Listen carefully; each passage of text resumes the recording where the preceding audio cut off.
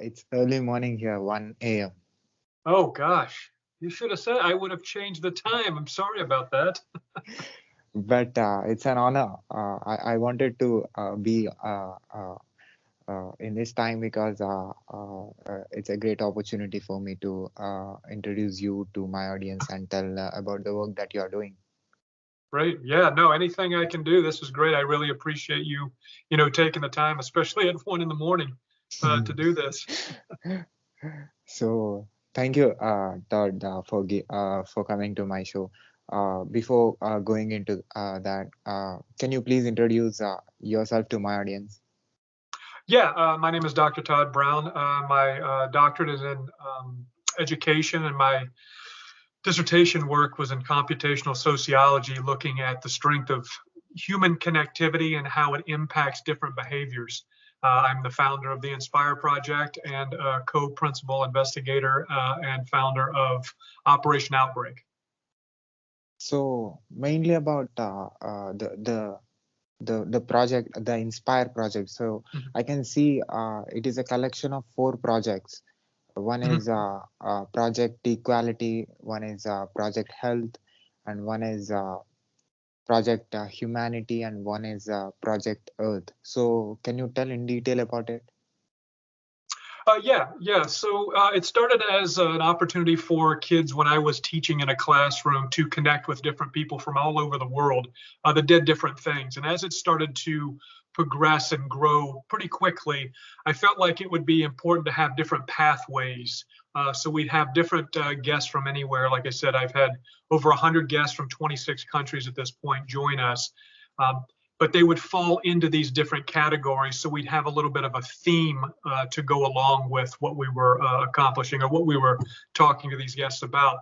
And then from there, what ended up happening is it was important to not only talk to people, but then have that lead to something. So I felt it was necessary to have some kind of culminating project that the classroom and different classrooms and schools could get together and move forward and do something that would fall within these themes towards sustainability and get the students actively involved other than just talking to someone and then being done. So that's really how the progression came about, and that's where we are today. So I can see for each project there are different speakers. Mhm. I can see they are extremely influential speakers. Yeah, there's different people, and it's what I do is reach out under certain themes, talk to people, see if they'd be interested, and really we try to make it as laid back as possible, kind of like what we're doing right now, just having a discussion.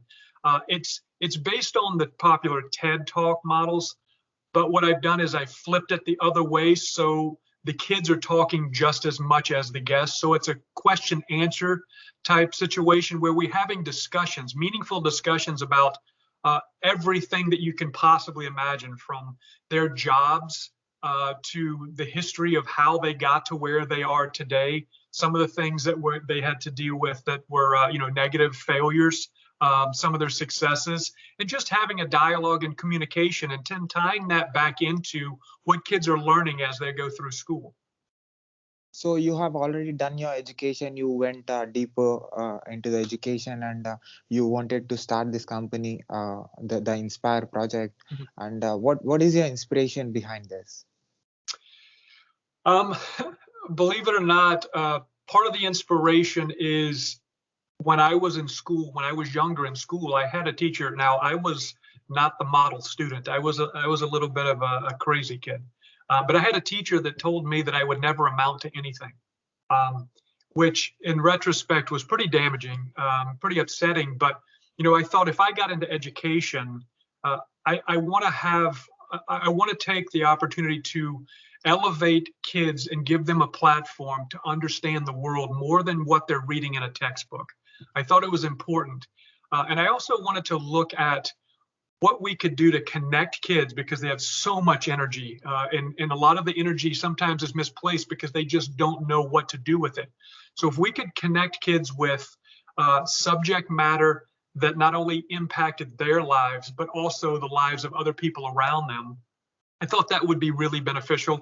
And what better way to do that than to just have discussions and start to learn about different people, different occupations, different projects, different things from all around the world, and hopefully spark some inspiration and get people involved together and to make a difference. So do you have any particular experience that made you to start this? Um, Actually, it wasn't. It was because in the school district I was teaching at the time, there was a requirement for middle school students to learn about different jobs. And a lot of the curriculum that was out there was literally, reading about what a lawyer does. And I just thought that was so boring and just terrible. So I said, you know what, why don't we start talking to people that do this for a living? And then not only that, not only these traditional jobs of, police or lawyers or teachers, let's talk to everybody that does everything from singers to actresses to scientists, everybody, because there's so many different occupations and things out there that kids may not even be aware of. And again, so that's kind of where it began. And then it really expanded quickly from there. It sounds really interesting and inspiring. I think that is one of the reasons that you put this name as the Inspire Project. Yeah, yeah, no, absolutely. And that's the thing. If I can get a kid, even if one student can find inspiration from someone and one of their stories, or just get excited about coming to school and being excited about learning, that's what the project really is about, is exciting kids about learning. So you started this in 2017. Yeah, what ended up happening is I had a speaker or two, because we all have probably had guest speakers in schools, and I saw how excited the kids got about it, and I thought, let's start doing this more often. If we are studying something specific in the classroom, that I might be able to connect with someone that's lived it, or maybe even the person we're reading about, that really brings it to life. And then it kind of blossomed from there and got bigger and bigger. Now there's themes. For instance, in May, I have a big event that will be almost an all-day event where we'll have 10 guest speakers throughout the day, in which the title is "It Won't Always Be Like This," and it's looking at racial, cultural, environmental injustices, things of that nature. What can we do to get involved in these different things and help create change, even representation, things of that nature? So it's really blossomed into these event-based activities for students all over the world. It's free. It's anybody that wants to jump in are more than welcome to engage, and we're trying to spread the word. So you want to create impact by sending a new thought, a new way of educating people, new way of looking at what exactly the subject is and the topics are, by connecting and communicating with different country people who are into different professions. Yeah, absolutely. And a lot of times, in an education standpoint, we ask the students to step into our world as an adult, when really we need to start to step into the children's world and the students' world to see how they see things, and then find a way to connect the students with one another and with people that are actually change makers. There's not a lot of people out there that like to just be told to be quiet and this is what you're supposed to do. We need to flip that model, and we need to listen as adults, because there's so many amazing things going on from the youth of the world. And I say we, a lot of times my generation and the older generation has kind of messed some things up. And in order to fix that, we need more than just our opinion and the people around us. We need younger people to get involved, because in order to solve some of these issues that we're having to deal with now, it's going to take years, and we're too old to do it. We need new ideas, new faces, new energy, and that's what we're trying to do here. So how many have joined till today? Oh gosh, it's funny. I have had speakers or guests talk to a classroom of 10 people, and that's it. And then it is scaled. I had a Project Earth, an environmental event in which we had 19,000 people from 25 countries speak 9 speakers from 8 countries, a couple of hour events. So it varies quite a bit. Over the course of the life of Inspire, we're looking at around 500,000, a little over 500,000 kids over the last however many years, which is so much different than what I thought starting it with just one classroom and one class. So it's amazing. So how many country people are participating in this? Again, it varies. We've had it's primarily situated within the United States, but we have had people from almost every continent. So Asia, Europe, Africa, Australia. And again, it varies. Right now, looking at the next event in May, it looks like we're having quite a few schools in the United States and Europe, but we're looking to expand to get anybody involved as we can. As you know, right now, the tricky thing is the time zones. So right now I couldn't be running a session with someone like a school in India, for instance. But there are ways of working around that, and we're looking at seeing how that can happen. So is it free or is it premium? Yeah, it is absolutely free. Every school, kid, family, anybody that wants to join in, I want to make sure that they have access. And that's really kind of the foundation of Inspire is, we want to reach as many people as we possibly can. And if we start asking for money for people to join, then you're starting to move away from what we're really trying to do. And I've never felt that that's something that I wanted to do. I want it to be accessible to anybody and everybody that we can. So this is your full-time job? Yeah, absolutely. So I'm sure in my country also people will connect with what you said, and they also will follow the work that you're doing, and also participate in the projects of yours, because you're telling the 4 important factors which every human need to know: the importance of earth and health and equality, all Yeah, these yeah, things. and they all overlap, right? I mean, they're all, even though I look at it a little bit in silos, they all overlap to some degree. There's always a connection between all of those, and that's the thing that's really important, is understanding the connectivity between not only the themes but one another all around the world. We're all human, we're all part of the human race, and we all need to work together to solve some pretty big issues. So what you understood about this connectivity between human beings who are into different parts of the world, who are into different time zones? Yeah, so it's interesting because, as we know with the pandemic, the more isolated we become, the more difficult it is for an individual or a family. We have that need to be connected. In human behavior, social psychology, I mean, you look at self-determination theory.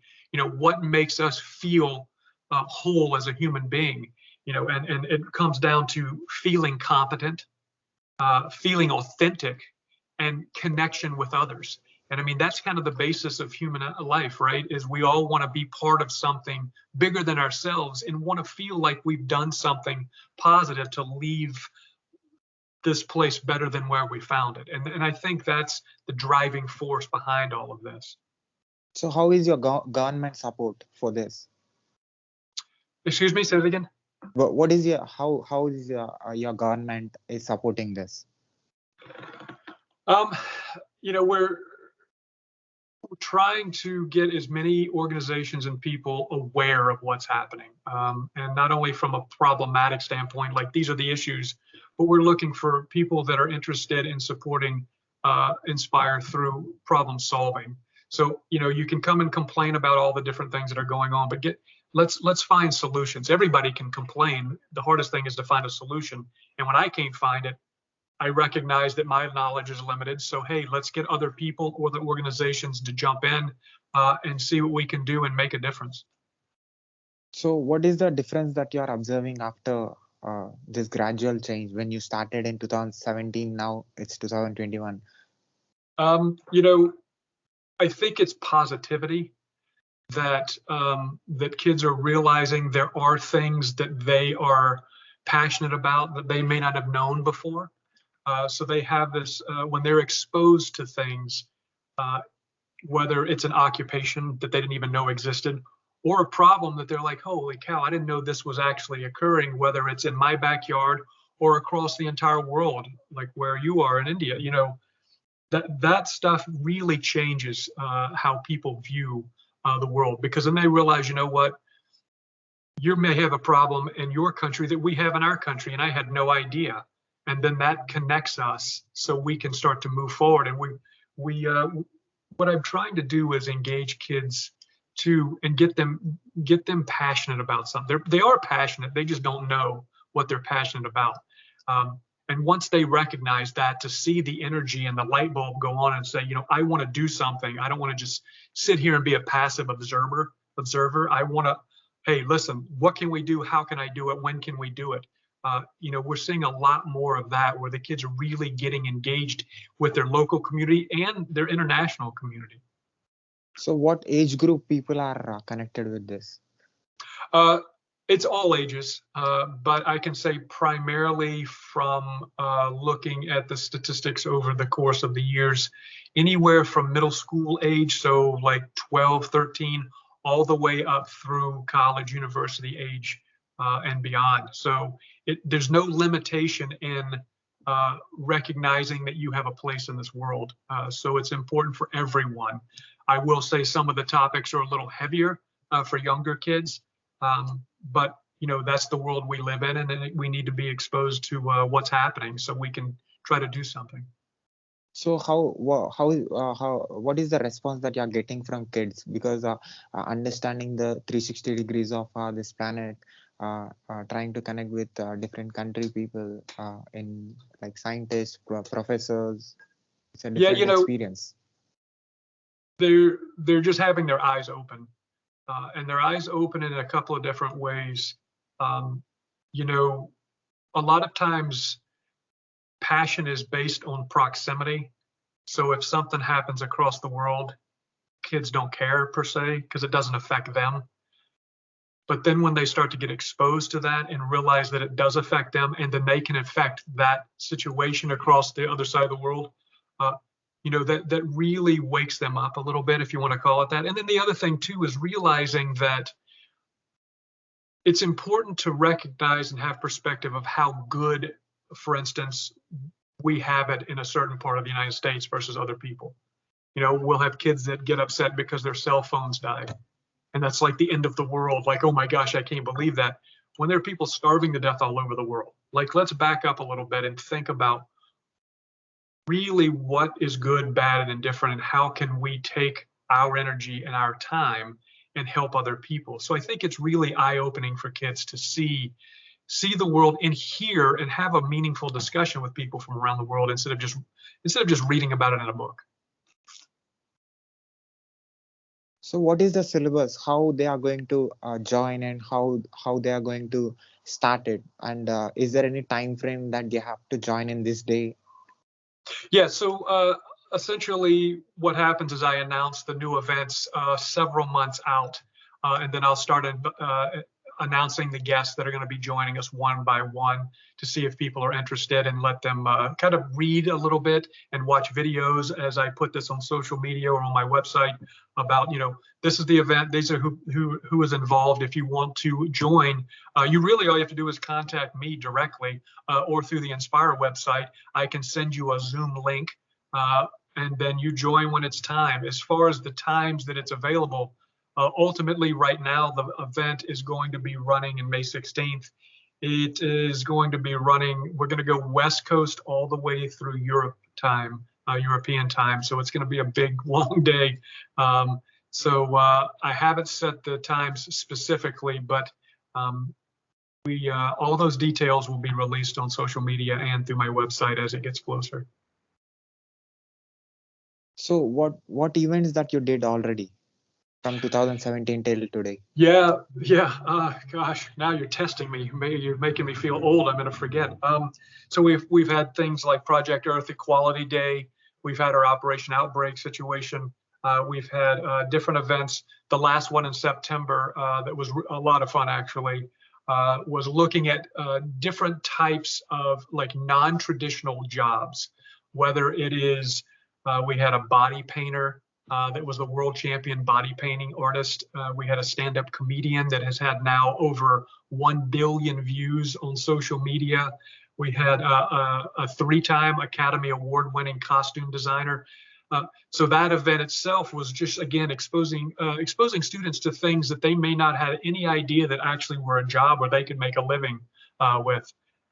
So again, we've had the Project Earth. We've done that several times, where we look at different environmental issues from different parts of the world, how our behavior in the United States or the Western world actually affects negatively, has a negative impact or effect on other people around the world, and what we can do to change that, whether it's helping the people directly in different parts of the world, or changing our behaviors individually in our hometown that has that ripple effect as it moves around the world. So those are a couple of different events that we've had. And what are the upcoming events? So right now, is the May 16th event. It won't always be like this. And right now, I've got 9 guests that are very excited to join us from all different walks of life. They're primarily in the United States. I'm trying to think off the top of my head the guests themselves. But it is an event that, again, is open to anyone and everyone. I'll be announcing the guests moderately soon. And it's really about understanding individual struggle and how we all have individual struggles to some degree, but we're connected because of those struggles. And we can have a unified front in fighting against things like environmental injustice or equality and things of that nature. So that's the next event in May. So what is the Inspire project impact on Earth today? Not what I'd like it to be, not yet. I think it takes time to get people involved and kind of understand. And what the biggest impact is right now is people understanding that education has shifted to so much book learning that you start to have this disconnect with people, and you have this disconnect with your community. And schools aren't just a siloed organization sitting somewhere on a piece of land where you're learning. Learning comes from everything, everywhere, all the time. And when you are just sitting in a classroom, we have to understand, in order to make an impact, we've got to get the classroom, we've got to move beyond the classroom walls. And that's really the impact that we're looking to have. And it's a tough fight sometimes, because people are comfortable with doing what they've always done. And this is shaking that up a little bit and saying, you know what, take time away from a textbook, take time away from taking a test, and just talk to people and understand, get a little bit more universal understanding than what you're dealing with or seeing with right in front of your own eyes in your own community. And that's really the impact that we're going for, is connecting people and seeing things in a different perspective. Can I say you are an expert of social psychology and human psychology? I don't know if I'm an expert on anything, but social connectivity and social psychology, yeah, and how it impacts education. Like my work for my doctorate was looking at how social connectivity influences academic performance. So essentially, how your friends help or hurt your grades in school. And what we found out, or what I found out, is your academic performance, your friends influence 30% of your academic performance. So you have to start thinking about who your circle is, and that affects how you perform academically. And that goes beyond. It piggybacks on research from Dr. Christakis from Yale, in which things like weight gain, smoking, voting, divorce, all of these things are actually impacted by who you are around. And it's a fascinating field. So yeah, that's kind of how I look at this from Inspire. The more we can connect people, the more we can start to have that group feel, and then we tap into some social psychology and some positivity and see where it leads us. So one last thing is, what is your goal with this Inspire project? Oh, ultimately, it would be fantastic if we can connect as many schools as we can from all over the world working in a unified direction to solve problems of sustainability. Whether it's pollution, whether it's inequality, whether it's economic, or like we're seeing right now, with vaccine distribution and the pandemic. I mean, there's so many things that we need to work together as a whole, and move away from the us versus them mentality.